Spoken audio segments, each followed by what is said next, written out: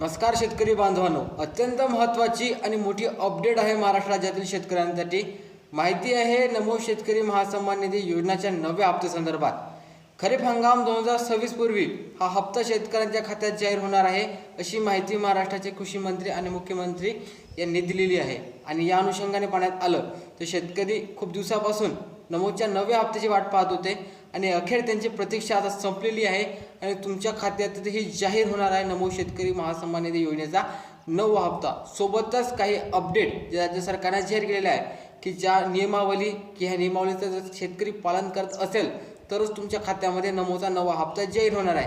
हे सुद्धा अगोदर सुद्धा तुम्हाला सांगितलेलं होतं। मात्र एक सर्वात मोठा प्रश्न, राज्यामध्ये नव्हे तर संपूर्ण देशामध्ये आर्थिक संकट येण्याची दाट शक्यता आहे आणि या आर्थिक संकटाच्या पार्श्वभूमीवर राज्यामध्ये पेट्रोल वाचवणे, डिझेल वाचवणे, गॅस इंधन वाचवणे, सोने न खरेदी करणे या सर्व गोष्टीचं आवाहन राज्य सरकार करत आहे, केंद्र सरकार करत आहे। आणि या अनुषंगाने राज्यात किंवा केंद्रात मोठ्या प्रमाणामध्ये असा प्रयत्न होत आहे की कशा प्रकारे पैसा वाचवण्यात येणार आहे।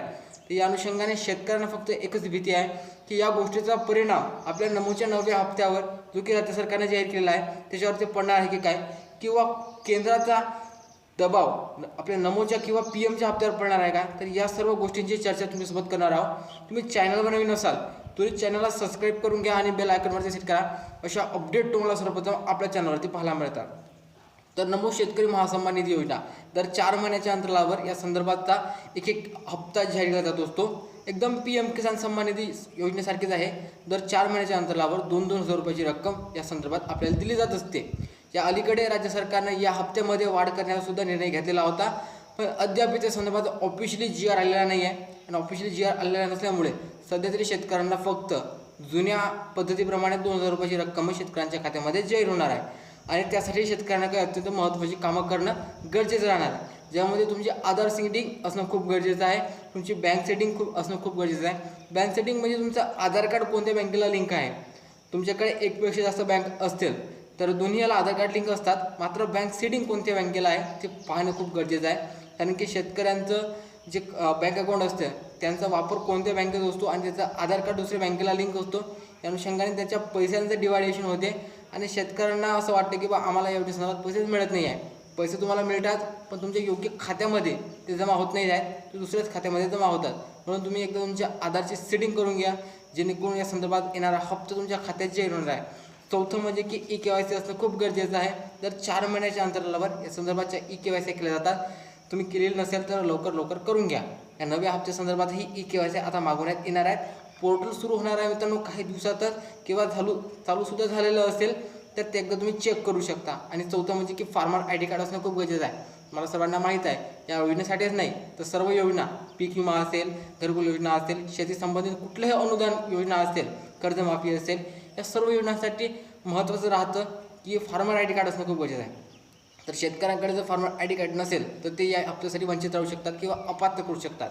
तर अपात्र जर तुम्ही होणार नाहीत, या तुमच्याकडे जर फार्मर आय डी नसेल तर तुम्ही थोडेसे यासाठी फक्त थांबवण्यात येणार आहेत, तुमचे हप्ते थांबवण्यात येणार आहेत। आणि जेव्हा पण तुम्ही फार्मर आय डी कार्ड काढून घेसाल, ॲग्रिस्टेक योजनेअंतर्गत या संदर्भाचं आय डी कार्ड काढण्यात येते। ते आय डी कार्ड काढल्यानंतर तुमचे थांबलेले हप्ते हे तुम्हाला लगेच मिळून जातात। या अनुषंगाने तुम्हाला या अगोदरचे हप्ते मिळाले नसेल तर हा एक मोठा मुद्दा असू शकते की तुम्हाला संदर्भाचे हप्ते मिळाले नाही आहे। नमोचा 8वा हप्ता मिळाला नसेल, पीएमचा 22वा हप्ता मिळाला नसेल तर तुम्ही एकदा फार्मर आय डी कार्ड काढून घ्या, जेणेकरून तुमच्या खात्यामध्ये थकीत बाकी असलेले हप्तेसुद्धा जमा होणार आहेत। आता मेनली प्रश्न जो तुम्हाला आम्ही सांगितलेला होता की राज्यामध्येच नव्हे संपूर्ण देशामध्ये आर्थिक संकट येण्याची दाट शक्यता आहे। लॉकडाऊन ही लागू शकते मित्रांनो, अशी काही 100% गॅरंटी नाही लागणारच नाही म्हणून, पण आपण पाहतो की पेट्रोल पंप गॅस मिळत नाही आहे, शेतकऱ्यांची लाईन्स लागलेली आहे, पेट्रोल पंपावर डिझेल मिळत नाही आहे। तर या अनुषंगाने राज्यामध्ये मोठं तुफान येण्याची दाट शक्यता आहे। त्या अनुषंगाने आपल्या हप्त्यावर काही परिणाम पडणार आहे का असं शेतकऱ्यांचं मत आहे। खूप सारे शेतकऱ्यांनी विचारलं आहे की आर्थिक तंगीचा आपल्या शेतकऱ्यावर काय परिणाम पडणार आहे। तर तुम्हाला सांगतो की थोडा काही जास्त परिणाम पडणार नाही आहे, पण थोडा डिले होऊ शकतो। मात्र या अगोदर आपण पाहिलं की लॉकडाऊनसारखी कोरोनाच्या महामारीमध्ये लॉकडाऊनसारख्या स्थितीमध्ये सुद्धा शेतकऱ्यांच्या खात्यात टाईम टू टाईम पैसे जमा होत होते आणि याही वेळेस तसं होणार आहे। जरीही राज्यामध्ये आर्थिक तंगी आली याची दाट शक्यता नाही आहे, आपलं सरकार यासाठी मजबूतपणे उभं आहे, काही ना काही प्रयत्न करणार आहेत। तर लवकरात लवकर संदर्भात तोडगा निघणार आहे आणि तुम्हाला नमोच्या आणि पीएमच्या हप्त्यावर कुठल्याही प्रकारचा परिणाम पाहायला मिळणार आहे टाईम टू टाईम तुमच्या खात्यामध्ये संदर्भाचा निधी हा जाहीर होणार आहे. मला व्हिडिओ आवडला असेल नक्कीच लाईक करा. भेटूया नवीन व्हिडिओमध्ये. जय हिंद, जय महाराष्ट्र.